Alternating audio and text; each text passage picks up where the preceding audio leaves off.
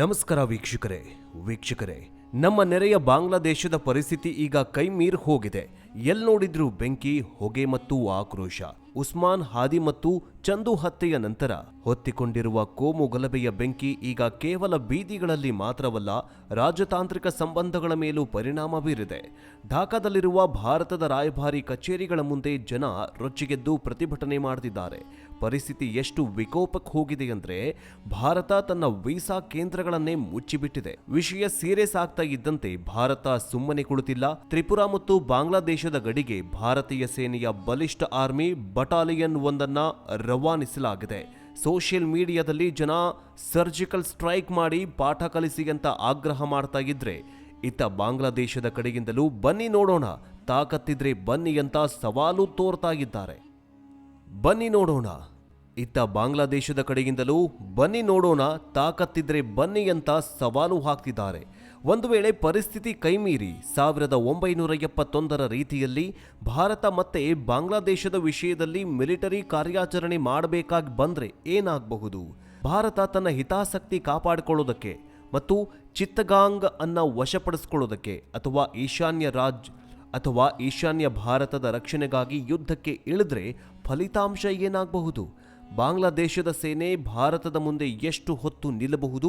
China ಕೊಟ್ಟಿರುವ ಶಸ್ತ್ರಾಸ್ತ್ರಗಳು ಭಾರತದ ರಫೇಲ್ ಮತ್ತು ಭೀಷ್ಮ ಟ್ಯಾಂಕರ್ಗಳ ಮುಂದೆ ಕೆಲಸ ಮಾಡ್ತವ? ಬಾಂಗ್ಲಾದೇಶದ ಭೌಗೋಳಿಕ ಸನ್ನಿವೇಶ ಭಾರತಕ್ಕೆ ವರವಾಗುತ್ತಾ ಅಥವಾ ಶಾಪವಾಗುತ್ತಾ? ಈ ಎಲ್ಲ ಪ್ರಶ್ನೆಗಳಿಗೆ ಇವತ್ತಿನ ಈ ವಿಶೇಷ ಸಂಚಿಕೆಯಲ್ಲಿ ಅಂಕಿ ಅಂಶದ ಸಮೇತ ಉತ್ತರ ಹುಡುಕ್ತಾ ಹೋಗೋಣ. ಆದ್ರೆ ಅದಕ್ಕಿಂತ ಮುಂಚೆ ಪ್ರಧಾನಿ ನರೇಂದ್ರ ಮೋದಿ ಅವರ ಕೇಂದ್ರ ಸರ್ಕಾರ ಬಾಂಗ್ಲಾದೇಶಕ್ಕೂ ತಕ್ಕ ಪಾಠ ಕಲಿಸ್ಬೇಕಾ, ತಕ್ಕ ಬುದ್ಧಿ ಕಲಿಸ್ಬೇಕಾ? ಸರ್ಜಿಕಲ್ ಸ್ಟ್ರೈಕ್ ಮಾಡಿ ಈಗ ಪಾಕಿಸ್ತಾನ ಹೇಗೆ ಮೂಲೆ ಗುಂಪಾಗಿದೆಯಲ್ಲ, ಹಾಗೆ ಬಾಂಗ್ಲಾದೇಶದ ಮೇಲೂ ಕೂಡ ಒಂದು ಸರ್ತಿ ಸರ್ಜಿಕಲ್ ಸ್ಟ್ರೈಕ್ ಮಾಡಬೇಕಾ? ಕಮೆಂಟ್ ಮೂಲಕ ತಿಳಿಸಿ. ಬನ್ನಿ ವಿಡಿಯೋವನ್ನ ಶುರು ಮಾಡೋಣ. ಯುದ್ಧ ಅಂತ ಬಂದಾಗ ನಾವು ಭಾವನೆಗಳಿಗಿಂತ ಹೆಚ್ಚಾಗಿ ಅಂಕಿ ಅಂಶಗಳನ್ನು ನೋಡಬೇಕಾಗತ್ತೆ. ಜಾಗತಿಕ ಮಟ್ಟದಲ್ಲಿ ಮಿಲಿಟರಿ ಶಕ್ತಿಯನ್ನ ಅಳೆಯುವ ಗ್ಲೋಬಲ್ ಫೈರ್ ಪವರ್ ಇಂಡೆಕ್ಸ್ 2025ರ ಪ್ರಕಾರ ಭಾರತ ಮತ್ತು ಬಾಂಗ್ಲಾದೇಶಕ್ಕೆ ಹೋಲಿಕೆ ಅಕ್ಷರಶಃ ಆನೆ ಮತ್ತು ಇರುವೆಯ ಹೋಲಿಕೆಯಂತೆ ಇದೆ. ಭಾರತ ಇಂದು ಜಗತ್ತಿನ 4ನೇ ಅತಿದೊಡ್ಡ ಮತ್ತು ಬಲಿಷ್ಠ ಸೇನೆಯನ್ನ ಹೊಂದಿರುವ ರಾಷ್ಟ್ರ. ಅಮೆರಿಕ, ರಷ್ಯಾ ಮತ್ತು ಚೀನಾ ಬಿಟ್ರೆ ಜಗತ್ತಲ್ಲಿ ಯಾರಿಗಾದರೂ ತಾಕತ್ತಿದ್ರೆ ಅದು ಭಾರತಕ್ಕೆ ಮಾತ್ರ. ಆದರೆ ಬಾಂಗ್ಲಾದೇಶ ಎಲ್ಲಿದೆ ಗೊತ್ತಾ? ಈ ಪಟ್ಟಿಯಲ್ಲಿ 35ನೇ ಸ್ಥಾನದಲ್ಲಿದೆ. ಇನ್ನು ಯುದ್ಧಕ್ಕೆ ಅತಿ ಮುಖ್ಯವಾಗಿ ಬೇಕಾಗಿರೋದು ಹಣ ಅಥವಾ ಬಜೆಟ್. ಭಾರತದ ರಕ್ಷಣಾ ಬಜೆಟ್ ಬರೋಬ್ಬರಿ $75 ಬಿಲಿಯನ್, ಅಂದ್ರೆ ನಮ್ಮ ರೂಪಾಯಿ ಲೆಕ್ಕದಲ್ಲಿ ಸುಮಾರು 7 ಲಕ್ಷ ಕೋಟಿ ರೂಪಾಯಿಗಳು. ಅದೇ ಬಾಂಗ್ಲಾದೇಶದ ರಕ್ಷಣಾ ಬಜೆಟ್ ಎಷ್ಟು ಗೊತ್ತಾ? ಕೇವಲ $4.3 ಬಿಲಿಯನ್. ಸರಳವಾಗಿ ಹೇಳಬೇಕಂತಂದ್ರೆ ನಾವು ನಮ್ಮ ಸೇನೆಗೆ ಹೊಸ ಅಸ್ತ್ರಗಳಿಗೆ ಖರ್ಚು ಮಾಡುವ ದುಡ್ಡು ಬಾಂಗ್ಲಾದೇಶದ ಇಡೀ ಆರ್ಥಿಕತೆಯ ಬಹುದೊಡ್ಡ ಭಾಗದಷ್ಟಿದೆ. ಹೀಗಿರುವಾಗ ಆರ್ಥಿಕವಾಗಿ ಮತ್ತು ರ್ಯಾಂಕ್ಗಳಲ್ಲಿ ನಮ್ಮ ದೇಶ ಅಥವಾ ನಮ್ಮ ಸಮರಕ್ಕೆ ನಿಲ್ಲುವುದು ಬಾಂಗ್ಲಾದೇಶಕ್ಕೆ ತುಂಬ ಕಷ್ಟವಾಗಿದೆ. ಈಗ ಗ್ರೌಂಡ್ ರಿಯಾಲಿಟಿಗೆ ಬರೋದಾದ್ರೆ ಭೂಸೇನೆ ಅಥವಾ ಆರ್ಮಿ ಯುದ್ಧದಲ್ಲಿ ನಿರ್ಣಾಯಕ ಪಾತ್ರ ವಹಿಸತ್ತೆ.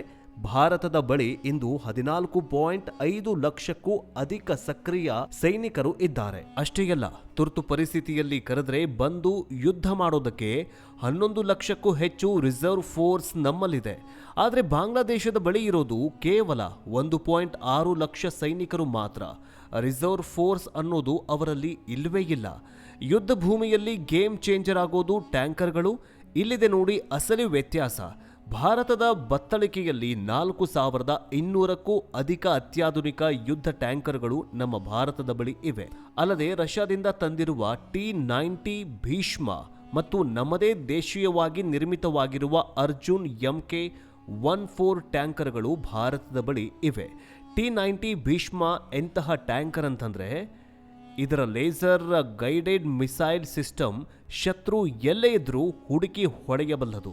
ರಾತ್ರಿ ಕತ್ತಲಲ್ಲೂ ಹಗಲಿನಷ್ಟೇ ನಿಖರವಾಗಿ ದಾಳಿ ಮಾಡುವ ತಾಕತ್ತು ಇದಕ್ಕಿದೆ.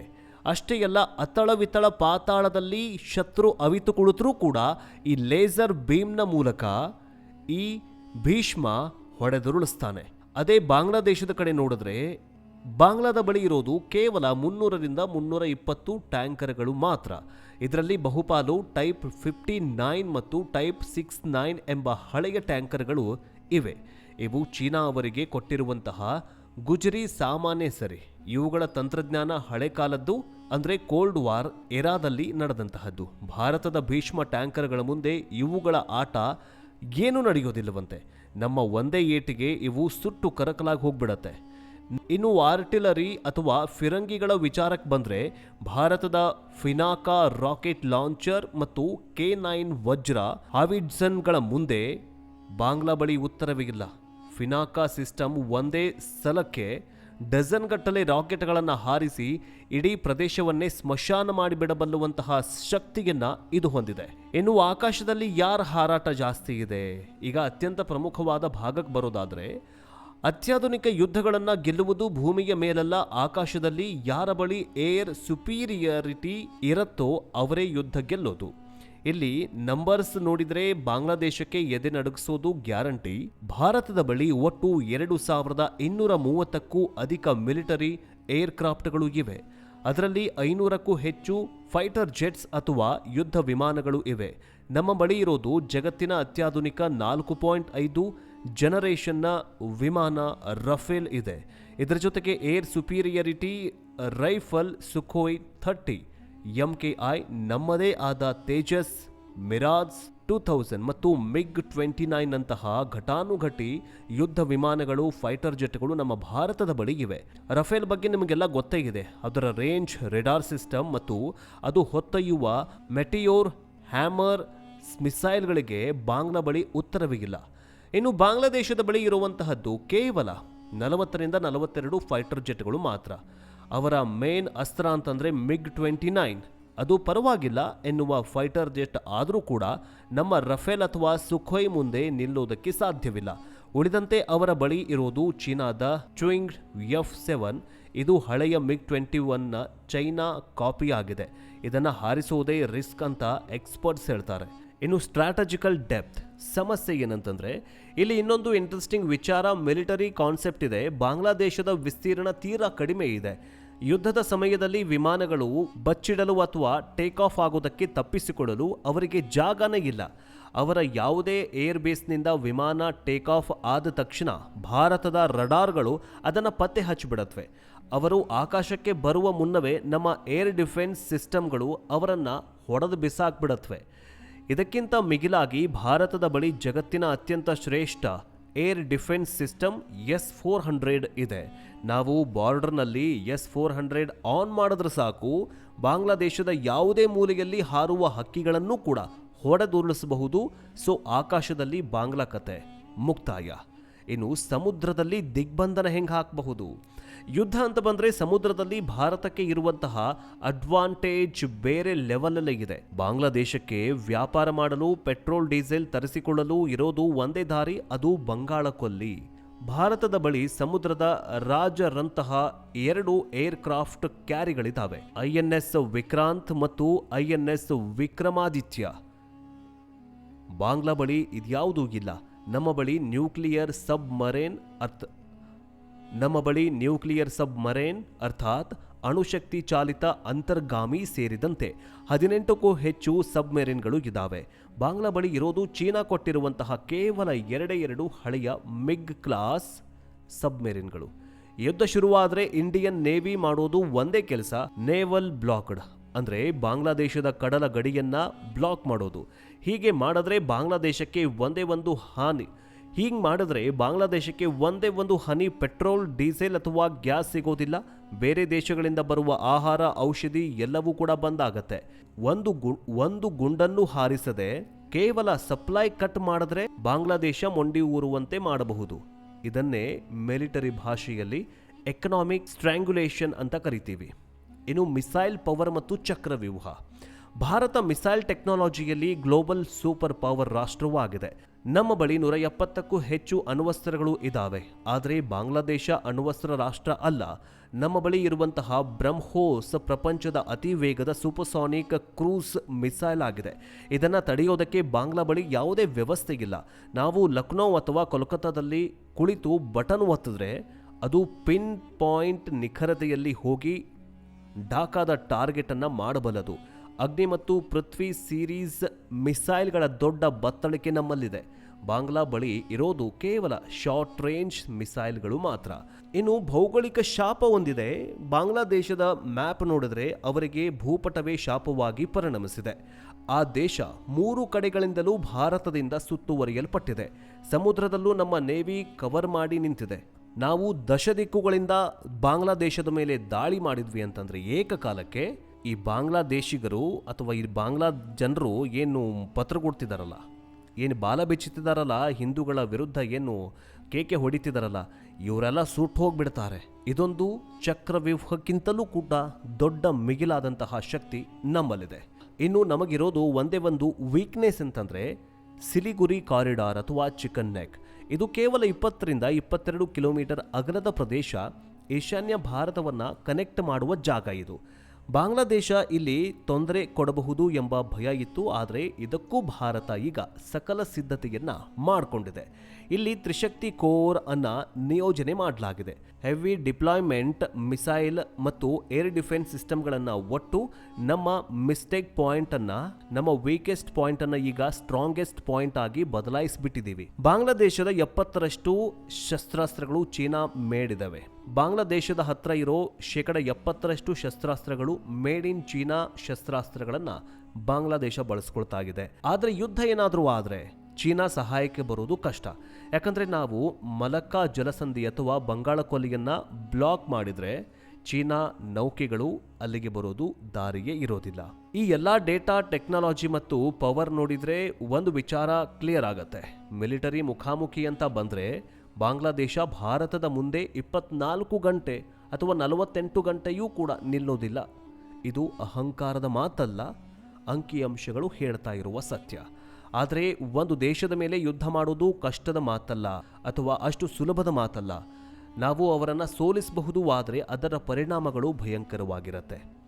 ಯುದ್ಧ ನಡೆದರೆ ಕೋಟಿಗಟ್ಟಲೆ ಬಾಂಗ್ಲಾದೇಶಿಗರು ಪ್ರಾಣ ಭಯದಿಂದ ಭಾರತದ ಗಡಿ ದಾಟಿ ನುಗ್ಗುತ್ತಾರೆ. ಈಗಾಗಲೇ ನುಸುಳುಕೋರರ ಹಾವಳಿ ಜಾಸ್ತಿಯಾಗಿದೆ. ಯುದ್ಧವಾದರೆ ಅದು ಇನ್ನಷ್ಟು ಹೆಚ್ಚಾಗತ್ತೆ. ಈಶಾನ್ಯ ಭಾರತದ ಡೆಮೋಗ್ರಾಫಿ ಬದಲಾಗಿ ಹೋಗ್ಬಿಡತ್ತೆ. ಸಪೋಸ್ ಏನಾದರೂ ಯುದ್ಧ ಆದರೆ, ಇನ್ನು ಯುದ್ಧ ಆದರೆ ಬಾಂಗ್ಲಾದೇಶದ ಆರ್ಥಿಕ ಬಿಕ್ಕಟ್ಟು ಮತ್ತಷ್ಟು ಹೆಚ್ಚಾಗತ್ತೆ. ಯುದ್ಧ ಅಂದ್ರೆ ಸಾವಿರಾರು ಕೋಟಿ ಖರ್ಚು. ಇದು ನಮ್ಮ ಆರ್ಥಿಕತೆಗೂ ಕೂಡ ಪೆಟ್ಟು ಕೊಡತ್ತೆ. ಹೀಗಾಗಿ ಇಬ್ಬರಿಗೂ ಕೂಡ ಯುದ್ಧ ಅನಿವಾರ್ಯವಲ್ಲ. ದೊಡ್ಡವರು ಮಾಡ್ಕೊಳ್ತಾರೆ, ಅವ್ರಿಗೆ ಸಪೋರ್ಟ್ ಇದೆ, ಎಲ್ಲವೂ ಇದೆ. ಆದರೆ ಈ ಬಾಂಗ್ಲಾದೇಶದಂತಹ ಅಥವಾ ಈ ಪಾಕಿಸ್ತಾನದಂತಹ ಭಿಕಾರಿ ರಾಷ್ಟ್ರಗಳು ಯುದ್ಧ ಮಾಡುವಂತಹ ಪರಿಸ್ಥಿತಿಯಲ್ಲಿಲ್ಲ. ಆದರೂ ಕೂಡ ತಮ್ಮ ಮರ್ಯಾದೆ ಉಳಿಸ್ಕೊಳ್ಳೋದಕ್ಕೋ ಅಥವಾ ಮಗದೊಂದೋ ಬೇರೆಯವರ ಮಾತನ್ನ ಕೇಳಿ ಯುದ್ಧ ಮಾಡಲೇಬೇಕು ಅಂತ ಏನಾದರೂ ಮಾಡಿದ್ದೇ ಆದಲ್ಲಿ. ಕಳೆದ ಬಾರಿ ಪಾಕಿಸ್ತಾನ ಸಾಲ ಮಾಡಿ ಯುದ್ಧ ಮಾಡಿತ್ತು. ಈಗ ನಮ್ಮ ಕಡೆ ಒಂದು ಮಾತು ಹೇಳ್ತೀವಲ್ಲ, ಸಾಲ ಮಾಡಿ ಆದರೂ ತುಪ್ಪ ತಿನ್ನುವಂತ. ಆ ತೆರನಾಗಿ IMFನಿಂದ ಸಾಲ ತೆಗೆದುಕೊಂಡು ಎಷ್ಟೋ ಸಾವಿರ ಕೋಟಿಯಷ್ಟು ಸಾಲ ತಗೊಂಡು ಆ ಸಾಲ ದುಡ್ಡು ಏನ್ ಮಾಡ್ತು, ಭಾರತ ಮತ್ತು ಪಾಕಿಸ್ತಾನದ ನಡುವೆ ಭಾರತದ ಮೇಲೆ ಯುದ್ಧ ಮಾಡೋದಕ್ಕೆ ಯೂಸ್ ಮಾಡ್ಕೊಳ್ತು. ಉಗ್ರ ಸಂಘಟನೆಗಳ ಮೇಲೆ ಸುರಿತು. ಈಗ ಪಾಕಿಸ್ತಾನದಲ್ಲಿ ಏನಾಗಿದೆ, ಜನ ಆಕ್ರೋಶಕ್ಕೊಳಗಾಗಿದ್ದಾರೆ. ಭಾರತ ನಮ್ಮ ನೆರೆಯ ರಾಷ್ಟ್ರ, ಮಿತ್ರ ರಾಷ್ಟ್ರ. ಈ ಶಹಬಾಜ್ ಶರೀಫ್ನ ತಲೆ ಏನಾದರೂ ಕೆಟ್ಟಿದೆಯಾ ಅಥವಾ ಈ ಸೇನಾಧ್ಯಕ್ಷ ಆಸಿಮ್ ಮುನೀರ್ ತಲೆ ಏನಾದರೂ ಕೆಟ್ಟಿದೆಯಾ? ಇವರಿಬ್ಬರು ಯಾಕೆ ಹಿಂಗೆ ಮಾಡ್ತಿದ್ದಾರೆ? ಒಂದಲ್ಲ ಒಂದಿನ ಪಾಕಿಸ್ತಾನವನ್ನು ಇವರಿಬ್ಬರೇ ಅಡ ಇಟ್ಟು ಯುದ್ಧ ಮಾಡುವಂತಹ ಸ್ಥಿತಿ ತುಂಬ ದಿನಗಳು ಇಲ್ಲ. ಈ ದೇಶವನ್ನೇ ಮಾರಿಬಿಡ್ತಾರೆ ಅಂತ ಶಹಬಾಜ್ ಶರೀಫ್ನ ವಿರುದ್ಧ ಆಕ್ರೋಶ ವ್ಯಕ್ತ ಆಗ್ತಾರೆ. ಈಗ ಅವರ ವಿರುದ್ಧ ಈಗ ಆಸಿಮ್ ಮುನೀರ್ ಮತ್ತು ಶಹಬಾಜ್ ಶರೀಫ್ನ ವಿರುದ್ಧ ಮಾತಾಡೋರೇ ಯಾರಿಲ್ದಂದಾಗಿದೆ. ವಿರುದ್ಧ ಪಕ್ಷದವರೇ ಇಲ್ಲ. ಈ ಇಮ್ರಾನ್ ಖಾನ್ ಇದ್ದ, ಅವನನ್ನು ಮತ್ತೆ 17 ವರ್ಷ ಜೈಲಿಗೆ ಕಟ್ಟಲಾಗಿದೆ. ಸೊ ಹೀಗಾಗಿ ತನ್ನ ವಿರುದ್ಧ ಮಾತನಾಡುವಂಥವರನ್ನು ಈ ಆಸಿಫ್ ಮುನೀರ್ ಆಗಿರಬಹುದು ಅಥವಾ ಶಹಬಾಜ್ ಶರೀಫ್, ಇವರಿಬ್ಬರೂ ಕೂಡ ಏನು ಮಾಡ್ತಾ ಇದ್ದಾರೆ, ಜೈಲಿಗಾಡ್ತಾ ಇದ್ದಾರೆ. ಈಗ ಜನರ ಆಕ್ರೋಶಕ್ಕೂ ಕೂಡ ಕಾರಣೀಕರ್ತರಾಗ್ತಾ ಇದ್ದಾರೆ. ಈಗ ಬಾಂಗ್ಲಾದೇಶದ ಪರಿಸ್ಥಿತಿ, ಹೊಟ್ಟೆಗೆ ಹಿಟ್ಟಿಲ್ಲ ಅಂತಂದ್ರೂ ಜುಟ್ಟಿಗೆ ಮಲ್ಲಿಗೆ ಹೂವು ಅನ್ನುವಂತಹ ಪರಿಸ್ಥಿತಿಗೆ ಬಂದು ನಿಂತಿದ್ದಾರೆ. ನನ್ನದು ಈ ಕೆಲವೊಂದಿಷ್ಟು ಉಗ್ರ ಸಂಘಟನೆಗಳ ಮಾತು ಕೇಳಿ ಬಾಂಗ್ಲಾದೇಶಿಗರು ಅಲ್ಲಿರುವಂತಹ ಹಿಂದೂಗಳ ಮೇಲೆ ಮಾರಣಾಂತಿಕ ಹಲ್ಲೆ ಮಾಡೋದು, ಕೊಲೆ ಸುಲಿಗೆ ಮಾಡೋದು, ಈ ಥರ ಎಲ್ಲ ಮಾಡ್ತಾ ಇದ್ದಾರೆ. ಒಂದೇ ಒಂದು ಬಟನ್ ಒತ್ತಿದ್ರೆ ನರೇಂದ್ರ ಮೋದಿಯವರು ಇಡೀ ಬಾಂಗ್ಲಾದೇಶ ಸುಟ್ಟು ಕರಕಲಾಗಿ ಹೋಗ್ಬಿಡತ್ತೆ. ಆದರೆ ಎಲ್ಲದಕ್ಕೂ ಕೂಡ ಯುದ್ಧವೇ ಉತ್ತರವಲ್ಲ. ಅದಕ್ಕೆ ಚಾಣಕ್ಯರ ಒಂದು ಮಾತು ಹೇಳ್ತಾರೆ, ನಿಜವಾದ ಬಲ ಇರುವುದು ಯುದ್ಧ ಮಾಡುವುದರಲ್ಲ, ಯುದ್ಧ ಮಾಡದೆಯೇ ಶತ್ರುವಿನ ಮನಸ್ಥಿತಿಯನ್ನು ಮುರಿಯುವುದರಲ್ಲಿ ಅಂತ. ಭಾರತಕ್ಕೆ ಬಾಂಗ್ಲಾದೇಶವನ್ನು ದಾರಿಗೆ ತರಲು ಮಿಸೈಲ್ ಬಿಡುವ ಅವಶ್ಯಕತೆ ಇಲ್ಲ. ಭಾರತ ಸರ್ಜಿಕಲ್ ಗೇಮ್ ಆಡಬಹುದು. ಅದು ಹೆಂಗಂತಂದರೆ, ಗುಪ್ತಚರ ಇಲಾಖೆ ಮೂಲಕ ಒಳಗಿನೊಳಗೆ ವ್ಯವಸ್ಥೆಗೆ ಕುಸಿಯುವಂತೆ ಮಾಡಬಹುದು. ಆರ್ಥಿಕತೆ ಬಾಣವನ್ನು ಬಿಟ್ಟು ರಾಜತಾಂತ್ರಿಕ ಒತ್ತಡ ಹಾಕಬಹುದು. ಜೊತೆಗೆ ಸರಕು ಸಾಗಣೆಗಳನ್ನು ನಿಲ್ಲಿಸಿದ್ರೆ ಸಾಕು, ಅವರು ತಾವೇ ದಾರಿಗೆ ಬರ್ತಾರೆ. ಅವರು ಎಷ್ಟೇ ಪ್ರಚೋದಿಸಿದ್ರೂ ಭಾರತ ಸದ್ಯಕ್ಕೆ ಮೌನ ತಾಳಿದೆ. ಆದರೆ ಮೌನ ದೌರ್ಬಲ್ಯವಲ್ಲ, ಒಳಗಿನೊಳಗೆ ನಡೀತಾ ಇರುವ ಅಸ್ತವ್ಯಸ್ತತೆಯನ್ನು ವಿದೇಶಿ ಶಕ್ತಿಗಳೇ ಕಾರಣ ಅನ್ನುವಂತಹದ್ದು ಬೊಬ್ಬೆ ಹೊಡಿತಾರೆ. ಈಗ ಬಾಂಗ್ಲಾದೇಶಕ್ಕೆ ಏನಾಗ್ತಾ ಇದೆ ಅಂತಂದರೆ, ಪೆಟ್ರೋಲ್ ಡೀಸೆಲ್ ಎಲ್ಲಿಂದ ಬರ್ತಾ ಇದೆ ಅಂತಂದರೆ, ಬೇ ಆಫ್ ಬಂಗಾಳ್ ಅಂದರೆ ಬಂಗಾಳ ಕೊಲ್ಲಿಗಿಂದ ಬರ್ತಾ ಇದೆ. ಸಪೋಸ್ ನಮ್ಮ ಸೈನಿಕರು ಈ ಬೇ ಆಫ್ ಬಂಗಾಳ ಕೊಲ್ಲಿಯನ್ನು ಸ್ಟಾಪ್ ಮಾಡಿಬಿಟ್ರೆ ಪೆಟ್ರೋಲ್ ಡೀಸೆಲ್ ಬಂದ್ ಆಗಿ ಹೋಗ್ಬಿಡತ್ತೆ. ಆಗ ಈ ಏನು ಕಿಸಿತಿದಾರಲ್ಲ ಒಳಗಡೆ, ಬಾಂಗ್ಲಾದೇಶದೊಳಗಡೆ ಹಾಕ್ಕೊಂಡು ಕುಣಿತಿದಾರಲ್ಲ, ಈ ಏನು ಪ್ರೊಟೆಸ್ಟ್ ಮಾಡ್ತಿದಾರಲ್ಲ, ಆವಾಗ ಅವ್ರಿಗೆ ಗೊತ್ತಾಗತ್ತೆ ಹೊರಗಡೆಯಿಂದ ಪೆಟ್ರೋಲ್ ಡೀಸೆಲ್ ಬರಲ್ಲ ಅಂತಂದರೆ ಇವರೇನು ಕಿಸಿತಾರೆ, ಏನು ಮಾಡ್ತಾರೆ. ಒಂದೇ ದಿನ ಬಾಂಗ್ಲಾದೇಶ ಬಂದಾದರೆ ಭಿಕ್ಷಾ ಪಾತ್ರೆ ಹಿಡ್ಕೊಂಡು ದೇಶ ಭೂಮಿ ಮೂಲೆ ಸುತ್ತಬೇಕು. ಆ ಪರಿಸ್ಥಿತಿಗೆ ಬರ್ತಾರೆ. ಆ ಪರಿಸ್ಥಿತಿಗೆ ಪ್ರಧಾನಿ ನರೇಂದ್ರ ಮೋದಿಯವರು ತಂದೇ ತರ್ತಾರೆ ಎನ್ನುವಂತಹ ಆಸೆ, ಮಹದಾಸೆ, ಕನಸು ಇಡೀ 140 ಕೋಟಿ ಜನರಲ್ಲಿದೆ. ಆದರೆ ಇಷ್ಟೆಲ್ಲ ಆದ್ರೂ ಕೂಡ ಬಾಂಗ್ಲಾದೇಶದ ಮುಸಲ್ಮಾನರಿಗೆ ಅಥವಾ ಬಾಂಗ್ಲಾದೇಶಿಗರಿಗೆ ಪ್ರಧಾನಿ ಮೋದಿಯವರು ಬುದ್ಧಿ ಕಲಿಸಲೇಬೇಕು ಅನ್ನೋದು ನಿಮ್ಮೆಲ್ಲರ ಆಸೆ. ನಿಮಗೇನು ಅನಿಸುತ್ತೆ ಕಮೆಂಟ್ ಮೂಲಕ ತಿಳಿಸಿ. ನೆಕ್ಸ್ಟ್ ಎಪಿಸೋಡ್ನೊಂದಿಗೆ ಮತ್ತೆ ಭೇಟಿಯಾಗೋಣ. ಜೈ ಹಿಂದ್.